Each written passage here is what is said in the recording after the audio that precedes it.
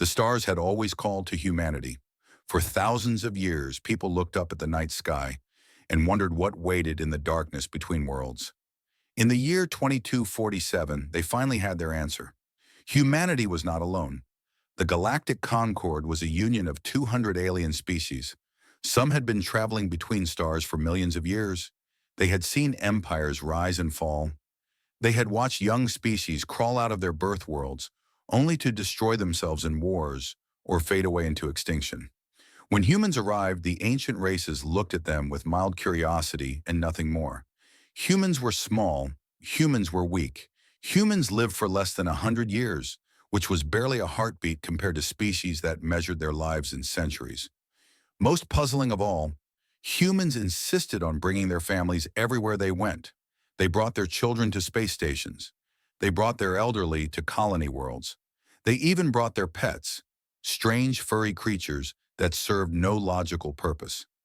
The other species found this behavior strange and foolish. Space was dangerous. Why would anyone risk their young in such an environment? It seemed like proof that humans were not serious people. They were too soft, too emotional, too attached to things that made them vulnerable. Ambassador Elena Vasquez had heard all these criticisms before. She did not care. Elena was 43 years old with dark hair that was beginning to show streaks of gray. She had spent 15 years in the diplomatic service, working her way up from a junior translator to one of humanity's most respected voices in the Galactic Concord. She was known for her patience, her sharp mind, and her ability to find common ground between species that had been enemies for centuries. She was also known for something else. She had brought her daughter to space. Mia Vasquez was 8 years old. She had her mother's dark hair and her father's bright smile. Her father had died 3 years ago in an accident on Mars, and since then, Elena and Mia had been inseparable. Where Elena went, Mia went. It was not negotiable. The diplomatic station called Harmony's Edge orbited a world named Kethvora. It was a place where species from across the galaxy came to talk, to trade, and to solve their problems without violence. The station was home to thousands of beings from dozens of worlds. There were tall, thin creatures with silver skin. There were beings made of living crystal. There were things that looked like walking plants and things that had no solid form at all. Mia loved all of them. Every day she explored the station with endless curiosity. She learned to play games with the children of other species. She asked questions that made ancient diplomats stop and think. She shared human foods with anyone who wanted to try them and learned to eat strange alien dishes without making faces. The crew of Harmony's Edge grew to love her. Even species that usually avoided humans would stop to talk with the small girl who waved at everyone she met. Mia did not understand politics or borders or the old hatreds between worlds. She only understood that the universe was full of amazing things, and she wanted to know about all of them. "Your child is unusual," a Rothian diplomat once told Elena. The Rothians were an ancient species, wise and careful. This one was named Velthara, and he had been watching Mia play with a group of alien children in the station's garden. "She is curious," Elena said with a smile. "All human children are curious." "No," Velthara said slowly. "It is more than that. She has no fear. She looks at beings that could crush her with one hand, and she sees only friends she has not met yet. This is remarkable." Elena watched her daughter laugh as she tried to teach an alien child how to play hopscotch. "We raise our children to believe the universe is wonderful," she said. "Perhaps that is naive. But I think it is also beautiful." Velthara was quiet for a long moment. "Guard her well," he said finally. "Not all species share your optimism." Elena thought about those words often in the days that followed. She thought about them even more when she heard that the Varaketh Dominion was sending a delegation to Harmony's Edge. The Varaketh were insectoids, tall, armored beings with sharp limbs and cold compound eyes. Their empire had conquered 12 star systems through brutal warfare. They respected only strength. They saw kindness as weakness and mercy as foolishness. Among all the species in the Galactic Concord, they were the ones who looked at humanity with the most open contempt. The Varaketh delegation arrived on a warship that dwarfed every other vessel in the sector.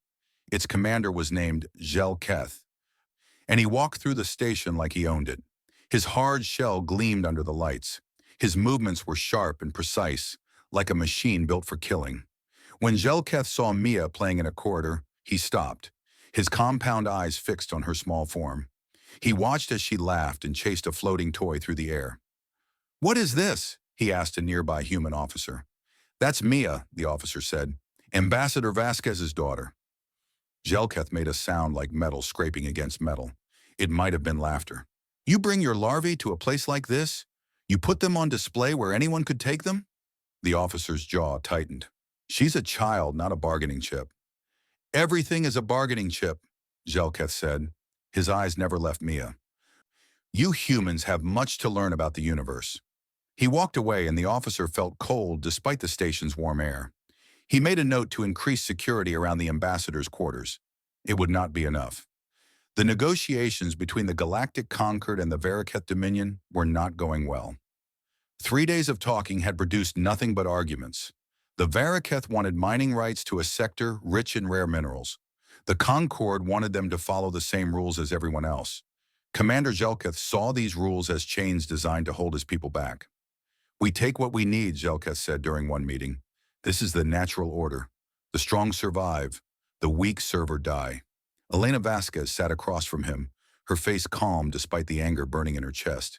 The Concord was built on cooperation, not conquest. Every species here has agreed to share resources fairly. "Your species has been in space for less than 3 centuries, Jelketh replied. "You know nothing of how the universe truly works." The talks went nowhere. Neither side would move. But Jelketh was not a patient being. He had not risen to command through careful diplomacy. He had risen through fear, through violence, through teaching his enemies the cost of opposing the Dominion. He decided it was time to teach the humans. On the 4th night of negotiations, the station's power grid flickered. It was a small thing. The lights dimmed for just a few seconds, and then everything returned to normal. The engineers found nothing wrong. They assumed it was a minor glitch. It was not a glitch. Mia Vasquez was in her quarters with her mother when the power went out completely. The darkness was total. Emergency lights should have come on immediately, but they did not. Elena grabbed for her daughter's hand and found only empty air. "Mia," she called out. "Mia, where are you?" "Mama!" Mia's voice came from somewhere near the door. "I can't see anything. I'm scared." "Stay where you are, baby. I'm coming to you." But the door opened. A sliver of light from the corridor cut through the darkness, and Mia moved toward it without thinking. She was 8 years old. She was frightened. The light meant safety. "Mia, no, stay here." The door closed behind her daughter. Elena screamed for help. She pounded on the door, which had somehow locked itself. It took station security 4 minutes to cut through the metal and free her. 4 minutes. In 4 minutes, everything changed. They found Mia 3 corridors away, near the Varaketh docking bay. There was a single security camera that had continued recording during the blackout. Running on its own backup power, the footage showed everything. Jelketh had found her. What he did next was not quick. It was not merciful. He wanted to send a message about what happened to weak species who dared to lecture the Dominion about rules. He wanted the humans to understand their place in the universe. When Elena Vasquez reached her daughter's body, she made a sound that those who heard it would never forget. It was not quite a scream. It was something deeper than that. Something that seemed to come from a place beyond words, beyond thought. It was the sound of a heart shattering into pieces that could never be put back together. The Varaketh delegation was already gone. They had boarded their warship and departed before anyone could stop them. Jelketh transmitted a message as he left, broadcasting it to the entire station and to every Concord communications network. "Let this be a lesson," his voice said over the speakers. "Your children are soft. Your people are soft.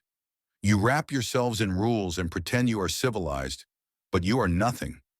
You are prey animals playing at being predators. Remember this day. Remember what your weakness cost you." The message spread across the galaxy at the speed of light.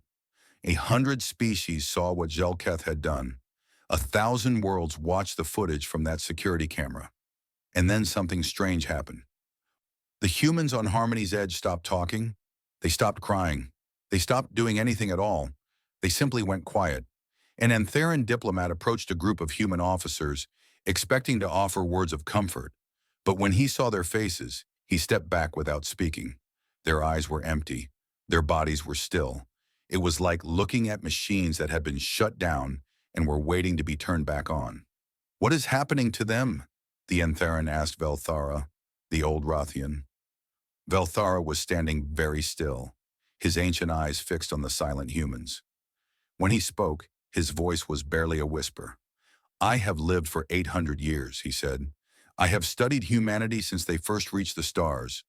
I have read their history, all of it, their wars, their genocides, the weapons they built that could have burned their world to ash." "What are you saying?"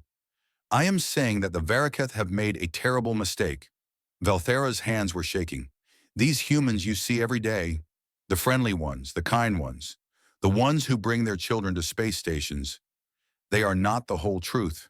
They have another side, a side they have worked very hard to bury." "What side?" "The side that nearly destroyed them. The side that killed hundreds of millions of their own kind in wars so terrible that they almost did not survive as a species." Velthara turned to look at the Antheran diplomat. There was fear in his eyes, real fear, from a being who had seen civilizations rise and fall.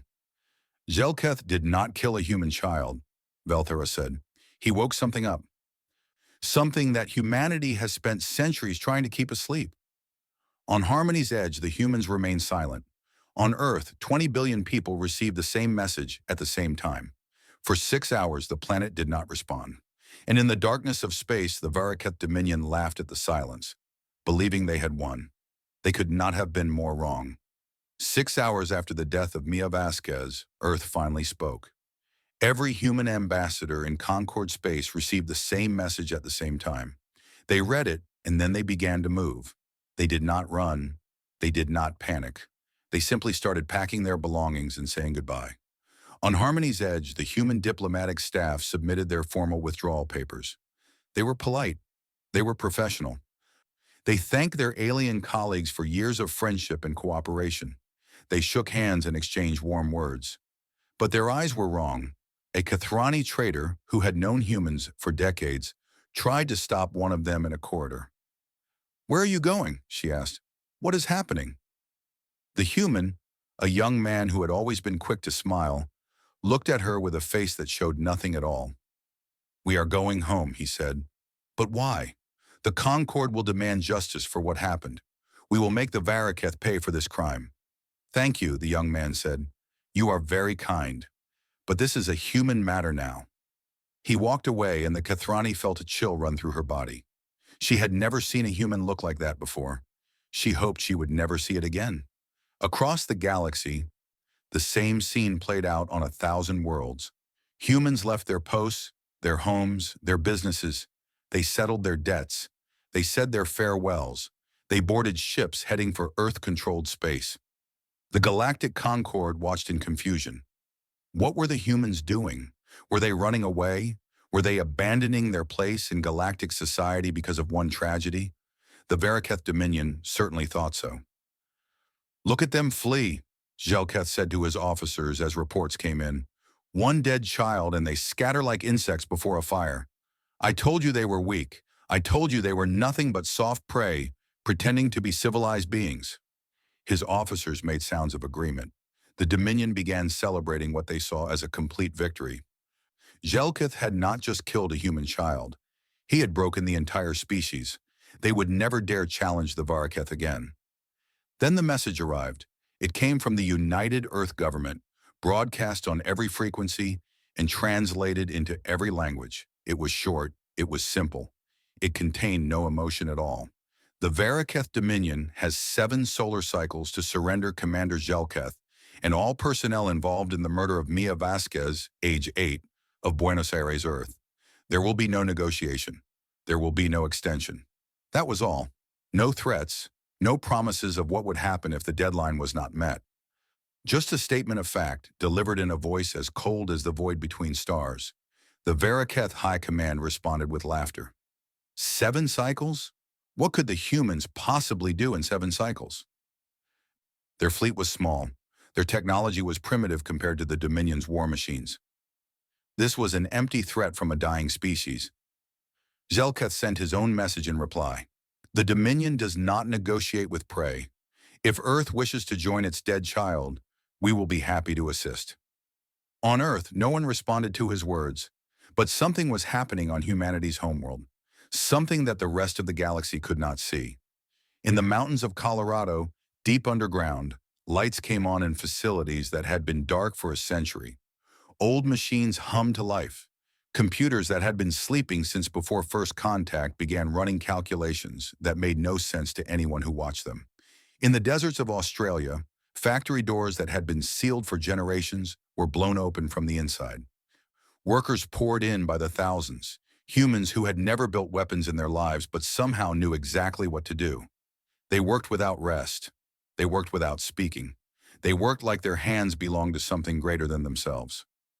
In the shipyards orbiting Mars, half-finished vessels that had been floating dead for decades suddenly lit up with power. Engineers who had retired years ago returned to their posts. Young people who had never seen war stood beside old soldiers who had hoped they would never see it again. A Concord intelligence officer managed to intercept some of the communications flowing between human worlds. He brought the data to his superiors with shaking hands. "This is impossible," he said. "They are coordinating on a scale we have never seen. Every human in the galaxy is connected to this. Every single one. They are sharing resources, sharing knowledge, sharing labor. There is no waste. There is no duplication. It is like they have become a single organism with 20 billion cells." "What are they building?" his commander asked. The intelligence officer could only shake his head. "I do not know, but the energy readings alone are. I have never seen anything like it. In 7 cycles, they will have constructed more than most species build in 7 years." Velthera heard these reports and wept. "Do you understand now?" he asked the gathered diplomats who came to him for wisdom. "Humans are not like us. They fight each other constantly. They argue about everything. They cannot agree on how to cook food or what clothes to wear or which gods to worship. But when something threatens all of them, when something crosses a line that should never be crossed, they stop being individuals." "What do they become?" someone asked. "A weapon," Velthera said. "The most terrible weapon the galaxy has ever seen. Not their ships, not their bombs, the humans themselves. 20 billion minds working as one, with a single purpose, driven by a love so deep it becomes indistinguishable from rage." The 7 cycles passed. On the last day, a human captain named James Chen stood on the bridge of a ship that had not existed 2 weeks ago. He looked at the crew around him, teachers and farmers and artists who had become soldiers overnight. He looked at the fleet surrounding them, 400 warships where there should have been 50, built by human hands that refused to rest. He looked at the name painted on his ship's hull, UES Mia Vasquez. "All vessels report ready," his first officer said. Chen nodded once. He opened a channel to the entire fleet. "Today we go to war," he said. "Not for territory, not for resources, not for power. We go for a little girl who never hurt anyone. We go because some things cannot be forgiven. We go because the universe needs to learn that there are lines that must never be crossed." He paused, and when he spoke again, his voice was soft. "For Mia." 400 ships answered as one. "For Mia." The fleet jumped to faster than light speed, and the stars blurred around them. And the Varaketh Dominion had no idea what was coming. The Varaketh Dominion had conquered 12 star systems. Their fleet numbered 2,000 warships. Their soldiers had never known defeat.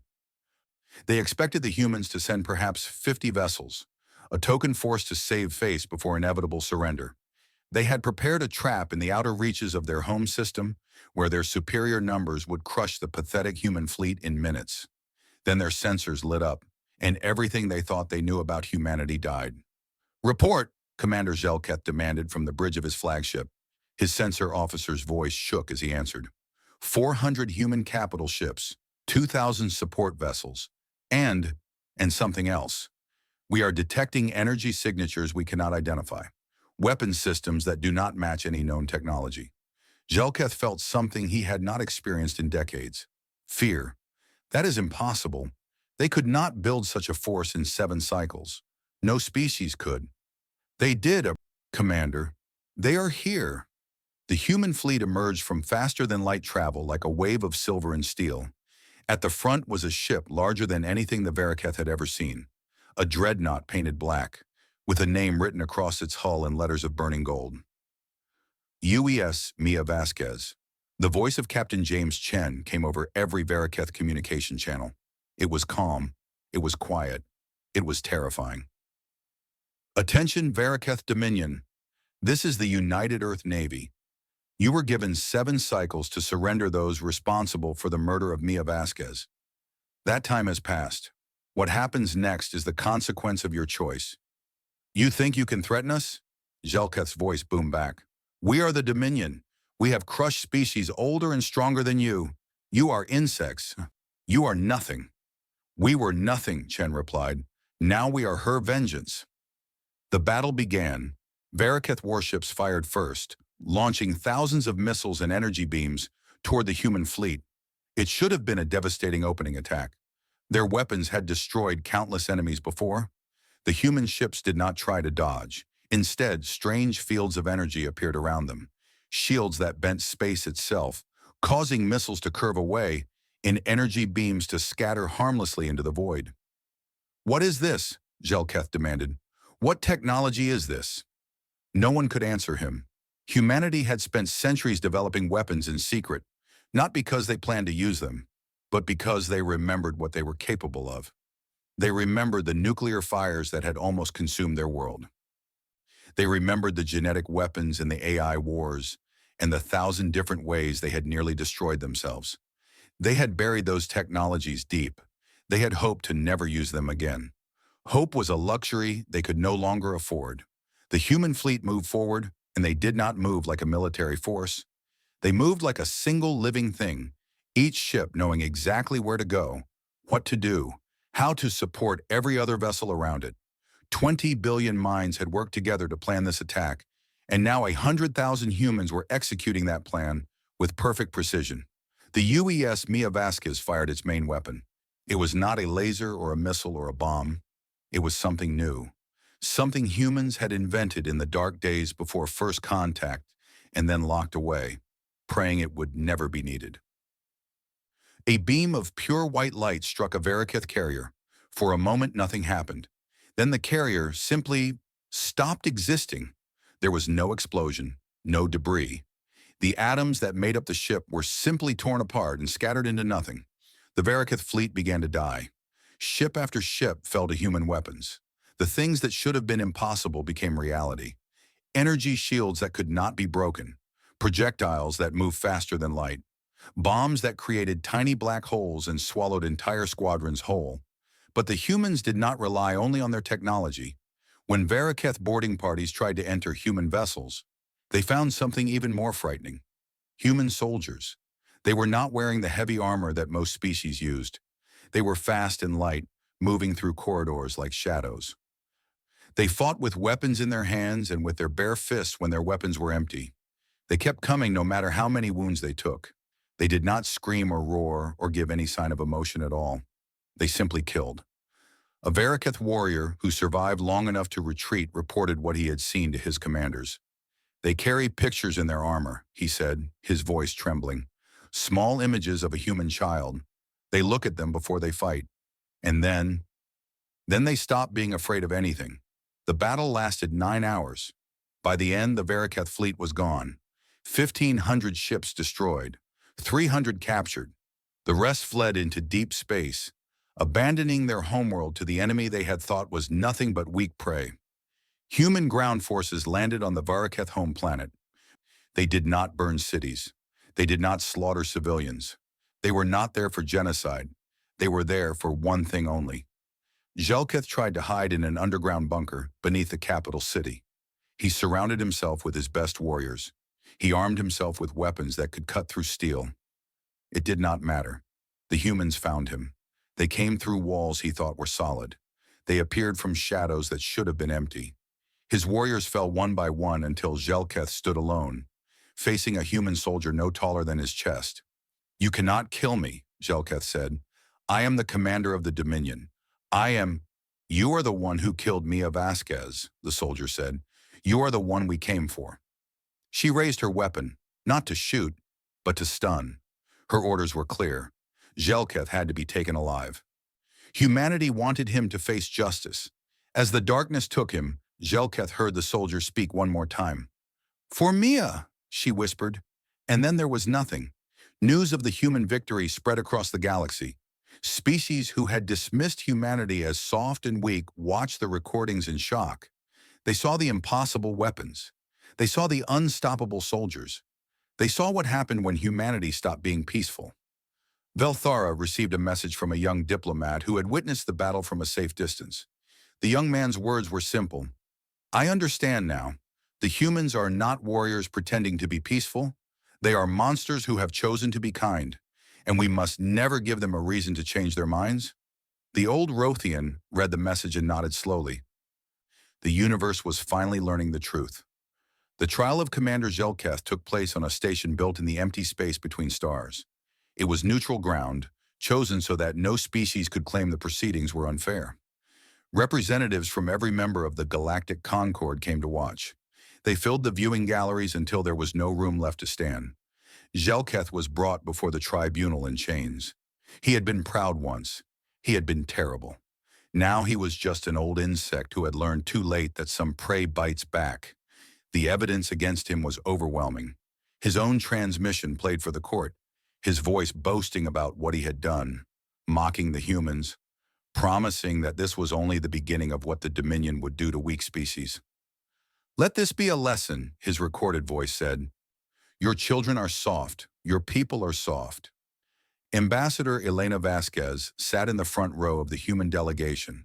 She did not speak during the trial. She did not need to. Her presence was enough. Everyone who looked at her saw a mother who had lost everything and a species that had moved heaven and earth to give her justice.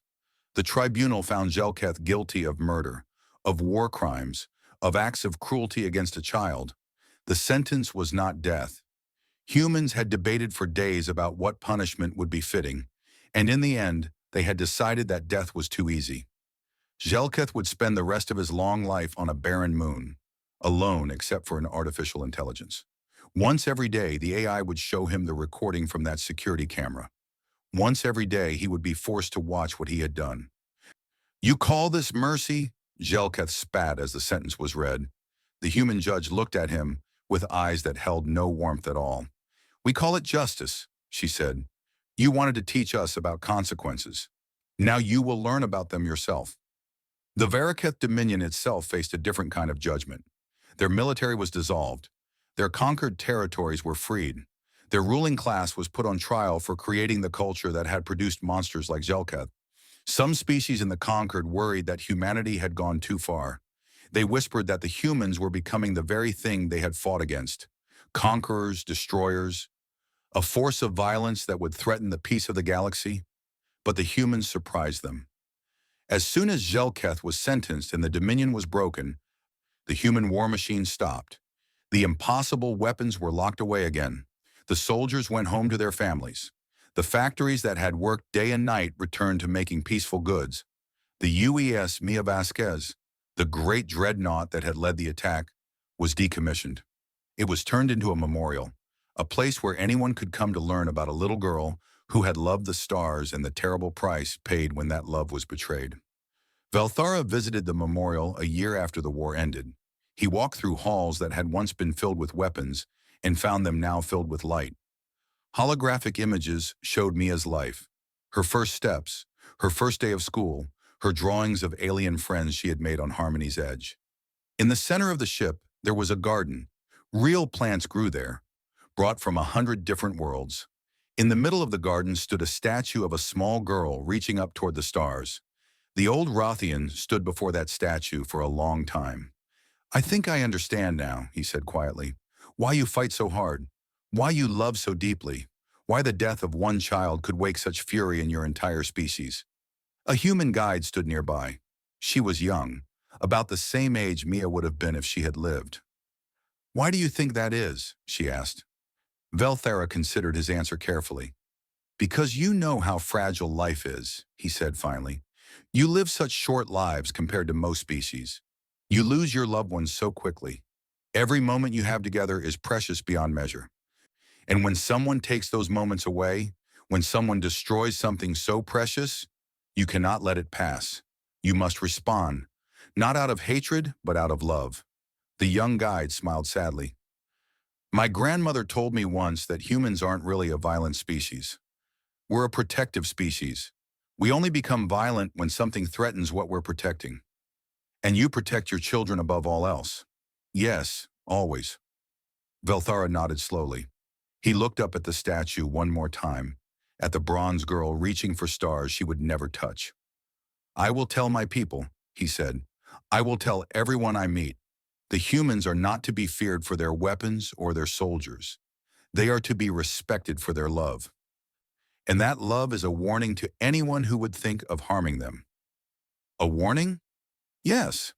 The old Rothian turned to leave, but he paused at the door. You can do many things to humanity. You can cheat them, mock them, even defeat them in battle. But you do not touch their children, ever. The universe learned that lesson from the Varaketh. I do not think it will need to learn it again. Elena Vasquez returned to Earth after the memorial was finished. She resigned from the diplomatic service. She moved back to Buenos Aires, to the house where Mia had taken her first steps and spoken her first words. In the backyard, there was a grave. It was small, too small, covered with flowers that grew nowhere else in the galaxy. Seeds from 100 worlds had been sent to her by species she had never met. Gifts from beings who had seen what happened and wanted her to know they understood. Elena visited the grave every morning. She did not speak. She did not cry anymore. She simply sat and remembered.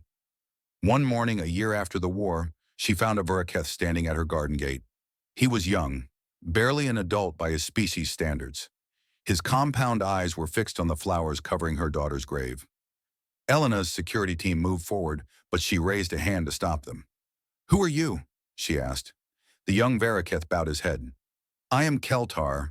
I was a student of Commander Zelketh. I believed everything he taught. I believed your people were weak.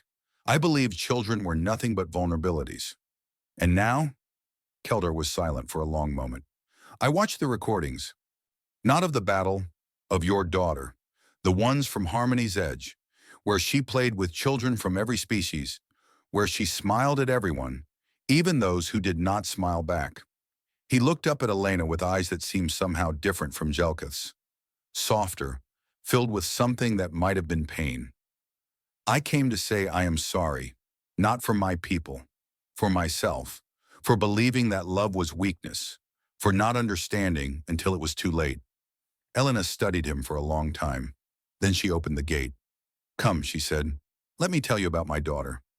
They sat together in the garden until sunset, a human mother and a Varaketh, who had come to learn what his teachers had never understood.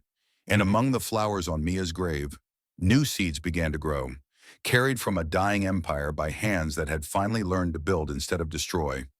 The universe watched, the universe remembered, and the universe learned that even in darkness, even in grief, even in the ashes of war, there was something in humanity that would always reach for the light. For Mia. Always for Mia.